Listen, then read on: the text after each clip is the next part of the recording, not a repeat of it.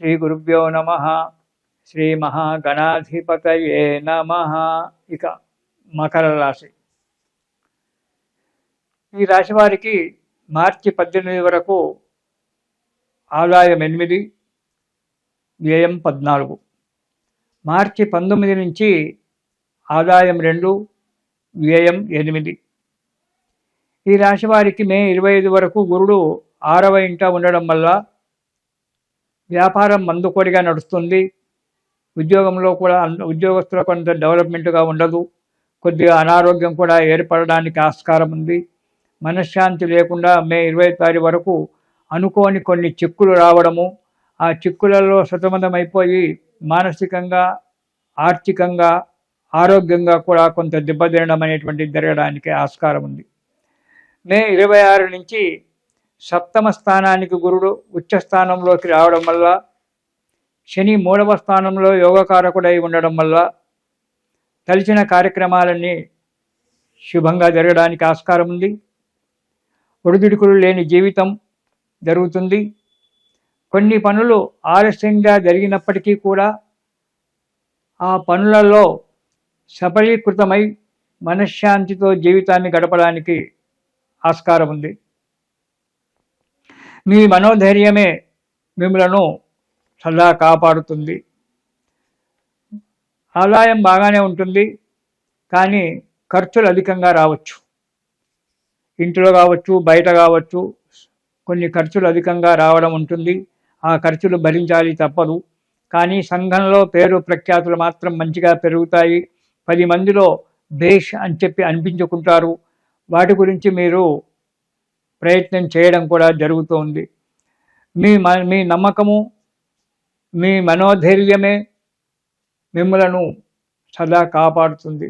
కాబట్టి మనోధైర్యాన్ని వదిలిపెట్టక ఓపికతో, శ్రద్ధతో కనుక పనులు చేసినట్టయితే వాటిలో విజయం సాధించడానికి మనకు అనుకూలంగా ఉంటుంది. కాబట్టి మనోధైర్యాన్ని వదిలిపెట్టకండి. ఓపికతో, మనశ్శాంతితో, నిదానంగా పనులు చేస్తూ రండి. దానివల్ల అనుకున్న దానికంటే ఎక్కువ లాభాలు కూడా రావడానికి ఆస్కారం ఉంది. స్థిరాస్తులు, చిరాస్తులు కొనేటువంటి ఒక యోగం కనబడుతోంది. కొంటారు కూడా. మీరు చేసే దైవమే, మీరు పూజించేటువంటి ఒక దైవమే మీకు ఎప్పుడు సహకారిగా ఉంటాడు. కాబట్టి ఆ దైవాన్ని వదిలిపెట్టకుండా ప్రతిరోజు పూజించండి. మానసిక ఆనందంతో ఉంటారు. ప్రయాణాలలో కొన్ని ఇబ్బందులు ఎదుర్కొనవలసి వస్తుంది. కాబట్టి ప్రయాణాలు చేయడంలో జాగ్రత్తగా అవసరం ఉంటుంది. ప్రతి ప్రయాణంలో, ఏ ప్రయాణమైనా కానీ జాగ్రత్తగా ఆలోచించి ప్రయాణం చేయండి. జాగ్రత్తగా ప్రయాణం చేయండి.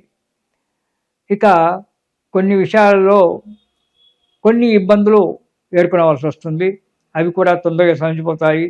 ఇక ఉద్యోగస్తులకు మంచిగానే ఉంటుంది. ప్రభుత్వంలో చేసే ఉద్యోగస్తులకు స్థానచలనం ఏర్పడుతుంది. బదిలీలు కావడం జరుగుతుంది. ప్రైవేట్ సంస్థలలో ఉద్యోగాలు అయితే ఉన్నారో వారు ఉద్యోగాలు మార్చుకోవడము జరుగుతుంది. ఆ మార్చుకునేటప్పుడు ఆ కంపెనీ గురించి ప్రతి విషయం సహజంగా తెలుసుకొని మారండి. ప్రభుత్వ ఉద్యోగస్తులకు స్థానచలనం ఎక్కడి నుంచి ఎక్కడికి ట్రాన్స్ఫర్ అవుతారో తెలియదు. అనుకున్న చోటికి దొరకకపోవచ్చు. మీకు ఇష్టం లేని చోటికే మిమ్మల్ని బదిలీ చేయవచ్చు. కానీ తప్పదు, వెళ్ళాలి, చేయాలి.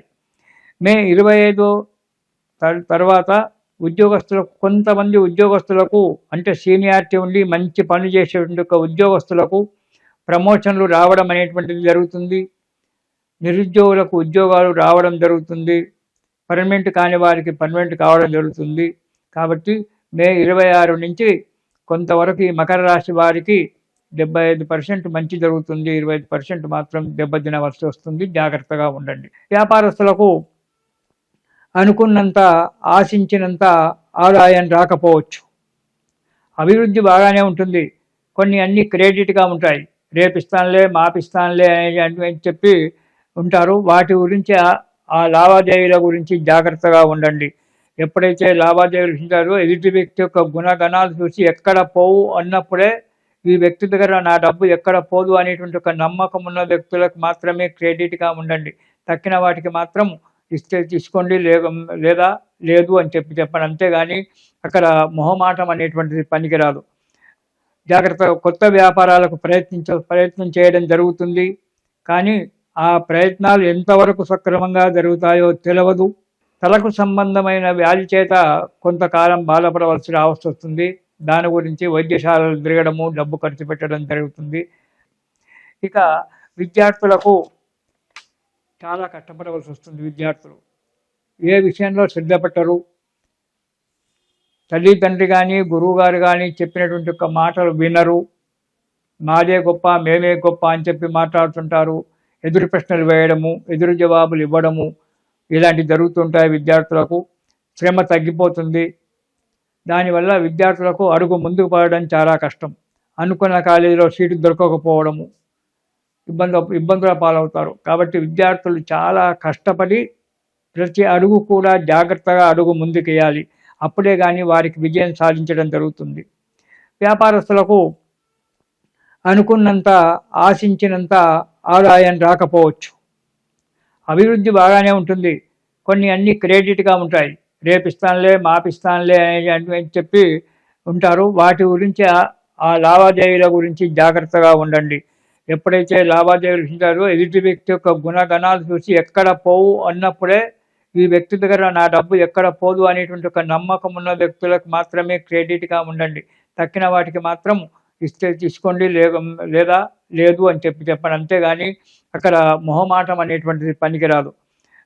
జాగ్రత్తగా కొత్త వ్యాపారాలకు ప్రయత్నం చేయడం జరుగుతుంది. కానీ ఆ ప్రయత్నాలు ఎంతవరకు సక్రమంగా జరుగుతాయో తెలియదు. వాటి నుండి మీరు ఏ దేవుణ్ణైతే నమ్ముకుంటారో, మీ కులదేవత ఎవరైతే ఉన్నారో, మీరు ఏ దేవతనైతే నమ్ముకుంటారో ఆ దేవుని యొక్క నమ్మకం మీదనే, ఆ భగవంతుని యొక్క నమ్మకంతో జీవితాన్ని గడపండి. ప్రతిరోజు మీరు చేసుకుంటండి. లేదా ప్రతిరోజు రామరక్షా స్తోత్రం అనేటువంటిది, మీకు ఏ దేవుని మీద లేదంటే, ఏ గురువుగారి యొక్క మంత్రం ఏది లేదంటే, ఏమీ లేదంటే రామరక్షా స్తోత్రం అనేటువంటి దాన్ని ప్రతిరోజు చదవండి. ఆ రాముడే మీ గుణను సదాకాలము రక్షిస్తూ ఉంటాడు. ఆ రామరక్షా స్తోత్రం చదివి రాముని యొక్క అనుగ్రహం పొంది ఈ సంవత్సరం సుఖంగా ఉండండి. ఇది శుభం.